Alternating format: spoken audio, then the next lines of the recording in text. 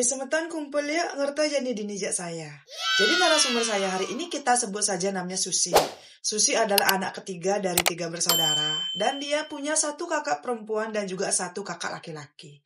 Latar belakang keluarganya Susi ini bisa dibilang cukup mapan. Dan dari kecil, Susi sangat terbiasa melihat banyak sekali akan ada orang yang datang ke rumah orang tuanya untuk berobat semeton. Dari kecil Susi ini kayak heran gitu loh, kenapa kok banyak sekali ada orang-orang yang rela ngantre, membawa banyak sayuran, membawa banyak uang, sekedar ingin bertemu dengan orang tuanya Susi. Dan setelah Susi ini dewasa, dia baru mengetahui kalau ternyata selain memang orang tuanya ini terkenal petani dan juga masyarakat yang sangat dermawan, orang tuanya Susi ini juga merupakan salah satu orang pintar yang terkenal sakti dan namanya itu tersohor sampai ke kota-kota tetangga.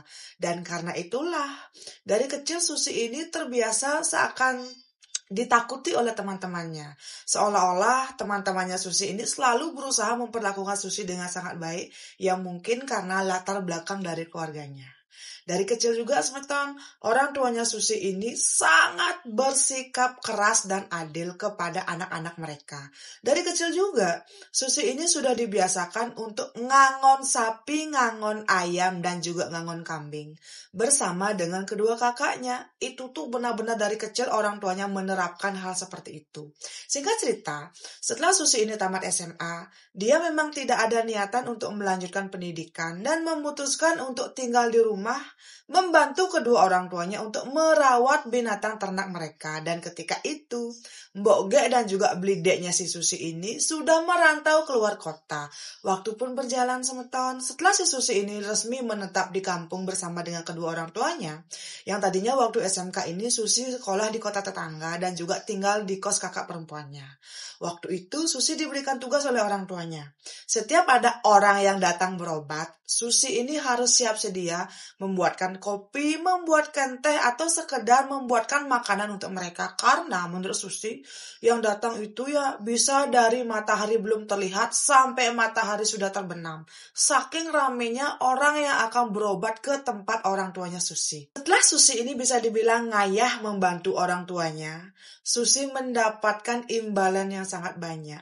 Setiap hari, uang sesari yang memang dikumpulkan oleh orang tuanya akan diberikan sebagian kecil untuk Susi, tapi itu tuh banyak banget setelah Susi tabung. Dan karena itulah Susi pun memutuskan ingin belajar menghafalkan beberapa mantra karena dia tuh saking keponya.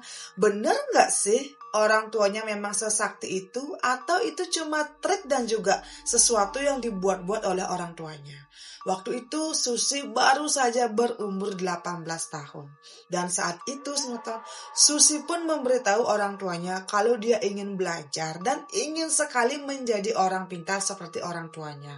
Nah, ketika itu bapaknya bilang, bapaknya akan semedi selama 1 hari 1 malam dan jangan ada yang mengganggu. Bahkan, kalaupun ada orang yang datang meminta tolong untuk berobat, tolong di-cancel dulu, karena menurut bapaknya ini akan meminta petunjuk dari yang di atas untuk kayak tahu gitu loh apakah Susi ini memang diterima atau tidak. Nah, ketika itu semeton Susi benar-benar sudah bersemangat karena dia tidak sabar ingin mempelajari ilmu-ilmu yang memang dikuasai oleh orang tuanya. Besok paginya, setelah bapaknya Susi ini selesai bersemedi, dia pun diajak masuk ke kamar suci oleh bapaknya. Dan ketika itu bapaknya bilang, sepertinya yang di atas yang memang meminjamkan kekuatannya untuk orang tuanya Susi tidak mau menerima Susi sebagai penerus orang tuanya. Dan karena itulah Susi jangan lagi pernah bermimpi menjadi orang pintar seperti orang tuanya. Susi cukup menjalani kehidupannya menjadi manusia biasa. Dan orang tuanya berjanji semeton, apapun itu yang dimau oleh Susi asalkan itu masih masuk akal, orang tuanya akan memberikan berapapun itu harganya. Boom! Kene. Di sana Susi merasa sangat kecewa.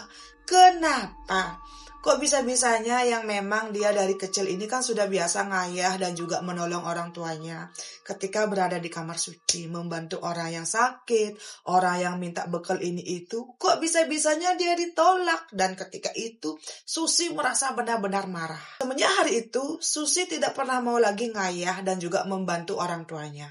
Dia beralasan ingin fokus untuk beternak saja karena ingin membeli sesuatu, dan orang tuanya sepertinya tahu kalau memang Susi ini sangat kecewa. Dan ketika itu tiba-tiba kakak perempuannya Susi ini, kan yang tadinya sudah merantau bertahun-tahun di kota Denpasar, tiba-tiba mengalami kecelakaan sepeda motor sampai-sampai kaki kirinya patah. Setelah opname kurang lebih 2 minggu, kakak perempuannya pun pulang kampung dan terpaksa harus berhenti bekerja. Selama kakaknya ini ada di kampung, Susi dan juga orang tuanya lah yang merawat kakak perempuannya ini. Dan kakak laki-lakinya akan sering pulang untuk menengok kakak perempuannya ini. Setelah itu, kakaknya ini kan rawat jalan dan Susi lah yang akan mengantar jemput kakaknya untuk pergi ke kota tetangga untuk kontrol, karena memang orang tuanya tuh kayak sibuk banget gitu loh.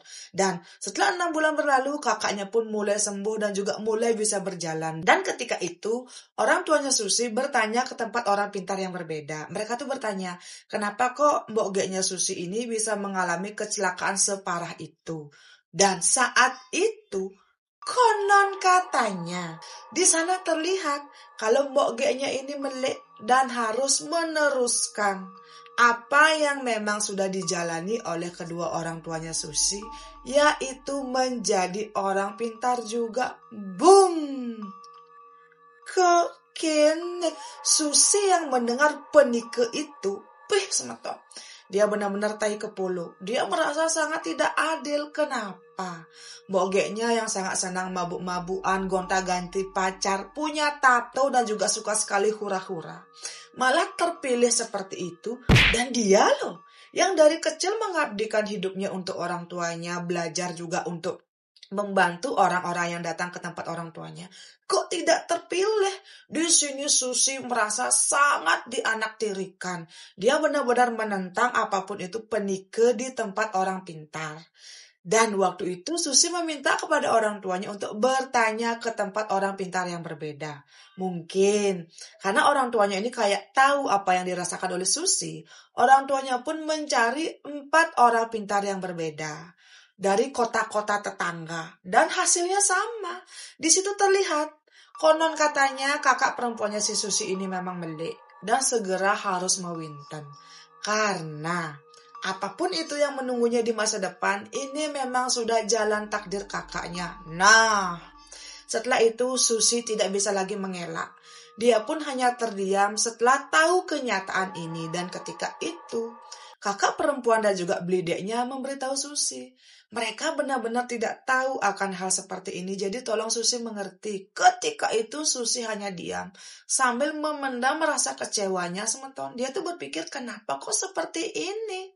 Kenapa kok orang seperti kakaknya bisa terpilih sedangkan dia tidak semeton? Ketika itu kengken kaden undu setelah kakak perempuannya Susi ini mulai bisa berjalan, sehat dan juga sudah dibuatkan berbagai ritual untuk menolak hal-hal negatif lagi. Kakaknya bilang ingin bekerja kembali dan kapanpun dia siap, dia akan pulang kampung kemudian meneruskan apapun itu yang memang sudah dikehendaki oleh yang di atas. Sebenarnya orang tuanya Susi sudah bilang, "Dek, jangan seperti ini, kami takut nanti kamu kenapa-napa." Tapi mungkin karena kakak perempuannya ini terbiasa hidup di kota dan juga menikmati apapun itu yang ada di sana, kakaknya pengkong sinduk. Kakaknya pun tidak mendengarkan nasihat dari keluarganya, kemudian pergi ke kota Denpasar untuk bekerja kembali. Dan setelah itu, kakaknya ini sering sekali mendapatkan musibah. Kadang terjatuh dari sepeda motor, kadang kemalingan, dan tidak jarang juga dia sering kerasukan, entah itu berada di kosnya sendiri atau di tempat kerja semeton. Setiap rainan-rainan tertentu, kakaknya ini akan menangis jejeritan dan bilang kepalanya sakit, perutnya sakit, karena Ya dia juga tidak tahu kenapa, dan karena itu Susi dengan kedua orang tuanya sering sekali bolak-balik pergi ke kota untuk menjenguk dan juga menjemput kakak pertamanya ini. Tapi walaupun kakak pertamanya ini sudah kesakitan seperti itu, kakak pertamanya juga tidak terlalu percaya apapun itu nasihat dari orang tuanya. Sampai 2 tahun berlalu, tahun ketika itu Susi mendengar Mbok Geknya ini sudah punya pacar, dan ternyata Mbok Geknya ini sudah hamil. Dan saat itu, Mbok Geknya meminta izin akan menikah, dan tentu saja orang tuanya merestui. Setelah mereka ini menikah ya, Mbok Geknya ini bilang kepada Susi dan juga orang tuanya, karena kebetulan Mbok Geknya ini memang menikah masih satu desa, tapi beda banjar dengan orang tuanya Susi. Ketika itu Mbok Geknya sering nelpon, katanya Mbok Geknya ini selama hamil kok sering sekali merasakan sakit kepala, sakit pinggang, dan sering sekali bermimpi mandi di sebuah sungai. Tapi di sungai ini tuh banyak sekali ada emas dan juga harta yang berlimpah. Dan ketika itu sering sekali orang tuanya Susi memberikan nasihat. Ayo kita bertanya lagi ke tempat orang pintar, ada apa ini. Mungkin karena kakaknya ini merasa takut nanti terjadi sesuatu. Kakaknya Susi dengan mertuanya sekaligus dengan suaminya pergi ke tempat orang pintar, diantarkan oleh Susi dan juga keluarganya. Di tempat orang pintar ini terlihat kenapa kok kakaknya Susi ini belum mewinten. Itu nanti bisa mempengaruhi anak yang ada di perutnya si kakak. Dan juga takut-takutnya nanti anaknya tidak selamat. Tapi mertua dari kakaknya Susi ini memang tipikal manusia yang kayak tidak terlalu percaya dengan hal-hal mistis. Mereka itu tipikal orang yang sangat cuek, dan kalau ada kecer barulah akan mau percaya. Dan setelah datang dari sana, menurut Mbok Geknya ya, keluarga dari suaminya ini tidak terlalu percaya, tapi suaminya percaya. Waktu itu, Mbok Geknya berencana akan melakukan ritual apapun itu untuk menyelamatkan bayinya. Dan Mbok Geknya mau mewinten, tapi masalahnya adik ipar dari Mbok Geknya ini seperti bergunjing. Mereka bilang kalau Mbok Geknya Susi ini sepertinya bebainan, sepertinya memang kedewan-dewan. Hahaha. Karena sering dipergunjingkan seperti itu, Mbok Geknya Susi sampai bertengkar hebat dengan adik iparnya. Dan kemudian, belum sempat Mbok Geknya ini membuat banten untuk menyelamatkan anak yang ada di perutnya, tiba-tiba Mbok Geknya ini terjatuh, dan kemudian anak yang ada di perutnya ketika itu baru berumur 6 bulan. Sudah meninggal di dalam kandungan karena ternyata selama beberapa bulan ini air ketubannya itu tiba-tiba hilang gitu loh teman-teman. Mungkin Mbok Geknya tidak sadar ketika dia pipis air ketubannya itu kayak keluar dari air kencingnya. Dan memang Mbok Geknya ini malas sekali untuk memeriksakan kehamilannya ke bidan. Nah, ternyata juga anak pertama dari Mbok Geknya ini laki-laki semeton. Dan waktu itu suami dari Mbok Geknya ya memang hanya bersaudara laki-laki sendiri dan juga punya 5 adik perempuan. Boom. Kok gini? Di sana Mbok Geknya Susi ini menangis menjerit kenapa. Dan ketika itu keluarga dari mertua Mbok Geknya ini menyalahkan Mbok Geknya Susi. Kenapa? Kok ceroboh sekali? Kenapa kamu yang sedang hamil besar malah bertengkar dengan adik-adik iparmu? Kenapa? Intinya Mbok Geknya Susi ini disudutkan oleh keluarga mertuanya, tapi astungkaranya suaminya masih berada di pihak si Mbok Geknya ini. Saat itu semeton orang tuanya si Susi juga mulai marah kepada Mbok Geknya. Kenapa kok Mbok Geknya ini sangat-sangat pengkung sinduk? Kenapa kok bisa secuek itu dan tidak mendengarkan apapun itu nasihat dari mereka? Waktu berlalu semeton. Setelah itu, Mbok Geknya Susi ini sulit sekali punya anak. Bahkan 7 tahun setelah Mbok Geknya Susi ini kehilangan putra pertamanya, Mbok Geknya Susi tidak hamil juga. Dan anehnya juga, Mbok Geknya Susi ini tidak mau mewinten karena dia berpikir tidak mungkin saya ini kesenangan. Dan kalaupun saya kesenangan, kenapa anak saya diambil? Ini benar-benar tidak adil. Boom. Kok gini? Itu tuh benar-benar sesuatu yang membuat Susi bingung. Kenapa? kok Mbok Geknya masih saja kepala batu dan tidak mendengarkan nasihat dari orang tuanya. Waktu berlalu semeton, entah apa yang terjadi kepada Mbok Geknya. Dia tuh mendengar kabar kalau Mbok Gek dan juga kakak iparnya ini ingin tinggal di rumah orang tuanya Susi, dan tentu saja orang tuanya tidak mau menampung Mbok Geknya karena orang tuanya Susi ini tidak mau nanti terjadi pergesekan, dan karena itu orang tuanya Susi memberikan pinjaman tanah untuk si Mbok Gek dan juga suaminya. Dan kalau memang mereka ingin pindah, silakan membangun sendiri di sana. Dan kebetulan memang kakak iparnya Susi ini adalah seseorang yang berasal dari keluarga mapan. Setelah 3 bulan Mbok Geknya membangun rumah di sana, akhirnya Mbok Geknya dengan suaminya ini tinggal terpisah dari keluarga suaminya. Dan ajaibnya, setelah itu Mbok Geknya pun hamil dan kembali melahirkan anak kedua dengan sehat semeton. Dan ketika itu ternyata Mbok Geknya mesesangi. Dia tuh kayak bernazar gitu loh. Kalau dia bisa hamil lagi dan juga anaknya bisa lahir dengan sehat dan sempurna, dia akan mewinten. Dan setelah itu, anaknya ini benar-benar lahir dengan sehat dan sempurna tanpa kekurangan sesuatu apapun. Dan saat itu semeton, rezeki Mbok Gek dan juga suaminya ini benar-benar mengalir sangat deras. Mungkin karena Mbok Geknya ini merasa takut kalau nanti terjadi sesuatu lagi dengan keluarganya, Mbok Geknya pun mewinten. Tapi sebelum mewinten itu, Mbok Geknya mesangih semeton atau potong gigi. Nah, saat Mbok Geknya ini akan mesangih dan juga mewinten, itu kan dilakukan di rumah pribadinya. Ketika itu orang tuanya si Susi ini memberikan bekal kepada Mbok Geknya dan meminta, saat nanti acara mewinten dan juga kamu mesangih, gunakan bekal ini karena kami tidak mau kamu terjadi sesuatu apapun. Dan ketika itu Mbok Geknya pun mengiyakan. H-3, Susi memang sudah menginap di rumah Mbok Geknya dengan kakak keduanya untuk bantu-bantu di sana sambil menjaga keponakannya. Dan anehnya, ketika Susi menginap di sana dengan kakak keduanya, kok Susi melihat sepertinya Mbok Geknya ini sangat campah.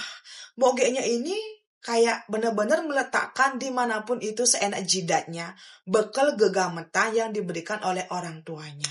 Dan ketika itu Mbok Geknya ini kayak, ya sudahlah tidak apa-apa.